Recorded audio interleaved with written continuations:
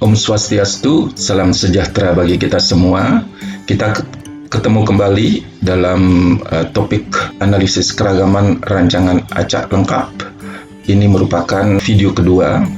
Saya Imade Suparta Utama, Program Studi Teknik Pertanian, Fakultas Teknologi Pertanian, Universitas Udayana.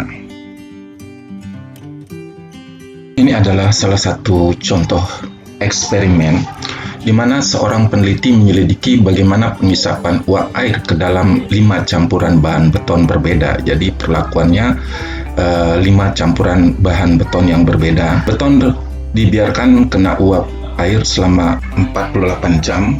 Ini secara konstan untuk semua perlakuan. Nah, eksperimen diulang sebanyak 6 kali. Data yang didapatkan ditampilkan seperti pada tabel ini. Jadi ada adukan campuran beton 1, 2, 3, 4, dan 5, di mana hasil pengukuran pengisapan masing-masing campuran ini dapat dilihat ada ulangan sebanyak 6 kali. Untuk campuran pertama, ulangan pertama nilai isapannya adalah 551%, kemudian ada 457%, 450%, 731%, sampai 632%, dan seterusnya.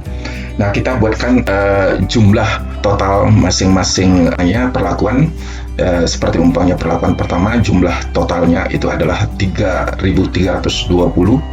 kemudian 3.416 untuk perlakuan yang kedua, dan seterusnya sampai perlakuan yang kelima jumlahnya 3.664.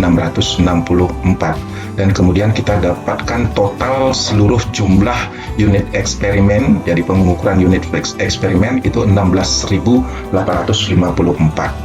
Nah, rataannya kita hitung juga untuk masing-masing perlakuan seperti apa yang terlihat pada tabel tersebut. Mari kita melakukan prosedur perhitungan untuk analisis keragaman berdasarkan rancangan acak lengkap. Nah, kembali kita lihat tabel tentang penelitian di mana ada 5 adukan beton, dan kita ingin teliti bagaimana daya serapnya, dan ulangan dari eksperimen itu ada 6. Nah, kemudian tabel ini kita transfer ke dalam tabel analisis keragaman, di mana kita lihat ada sumber keragaman. Tentunya sumber keragaman di sini adalah perlakuan itu sendiri atau variabel bebasnya. Kemudian sumber keragaman yang lain itu ada galat. Nah, kemudian kita hitung derajat kebebasan. Nah, mari kita lihat kembali hipotesis. Nah, hipotesis dari penelitian ini di mana Handel menunjukkan bahwa semua perlakuan itu tidak memberikan pengaruh yang nyata. Nah, sebaliknya, hipotesis alternatif yang kita buatkan di sini adalah paling sedikit 2 rataan tidak sama. Nah, kemudian kita lihat derajat kebebasan untuk perlakuan itu adalah 5 kurang 1 sama dengan 4. Kemudian derajat kebebasan untuk galat yaitu 5 kali 6 kurang 1 itu ada 25, dan derajat bebas total itu ada 5 kali 6 kurangi 1 sama dengan 29. Kemudian kita cari F tabel dengan derajat keberartian 0,05, kemudian derajat perlakuan sebagai numerator itu 4, dan derajat bebas galat itu sebagai denominator itu ada 25. Jadi gunakan F tabel ini, kita bisa dapatkan di internet F tabel ini.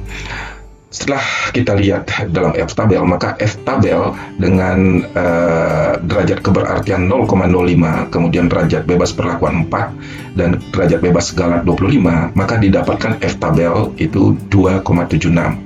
Selanjutnya kita cari nilai F hitung. Nah, ini mencari nilai F hitung ini ada prosedur. Kita harus hitung jumlah kuadrat, kemudian kuadrat tengah. Nah, kita akan dapatkan nilai F hitung. Nah, bila F hitung lebih kecil dari 2,76, maka H0 diterima dan H1 ditolak. Sebaliknya, bila nilai F hitung lebih besar dari 2,76, maka H1 diterima dan H0 ditolak. Mari kita cari nilai F tabel. F tabel untuk tingkat keberartian 0,05, kemudian derajat bebas perlakuan 4, dan derajat bebas galat itu 25. Kita lihat pada tabel F yang kita bisa cari di internet. Nah, kita lihat derajat bebas dari perlakuan yang sebagai numerator, yaitu pada baris pertama di sini, derajat bebasnya adalah 4. Nah, kemudian derajat bebas dari galat sebagai denominator itu adalah 25. Kita lihat pada kolom pertama. Nah, ada 25. Nah, kemudian kita lihat nilai keberartiannya adalah 0,05. Sehingga kita bisa melihat di sini F tabelnya adalah 2,76 yang dilingkari ini. Baik, kita lanjutkan perhitungan untuk mencari jumlah kuadrat, kemudian kuadrat tengah, dan F hitung. Sebelumnya kita lihat kembali tabel data yang sudah kita miliki sebelumnya, yaitu terkait dengan pengaruh 5 campuran beton terhadap serapan air.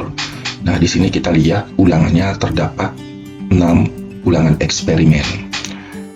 Pertama, dalam perhitungan kita cari faktor koreksi dari data ini dengan cara mengkuadratkan jumlah total nilai pengamatan, ya, dibagi dengan jumlah unit percobaan, ya. Unit percobaannya ada 30, jadi unit eksperimennya ada 30.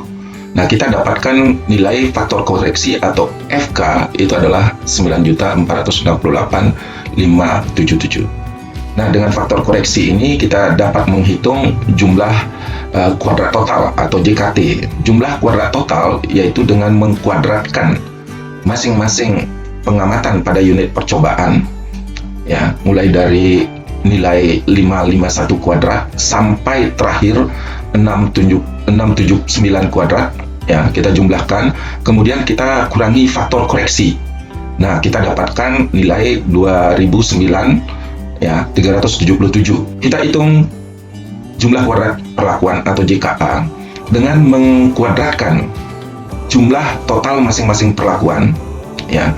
Yang pertama yaitu 3320 kuadrat sampai terakhir perlakuan kelima 3664 kuadrat. Nah, kemudian kita bagi dengan jumlah ulangannya, kurangi faktor koreksi. Nah, kita dapat nilai 85356. JK galat, ya, kita dapatkan dengan mudah dengan mengurangi JK total dikurangi JKA atau JK perlakuan. Kita dapatkan 124.021.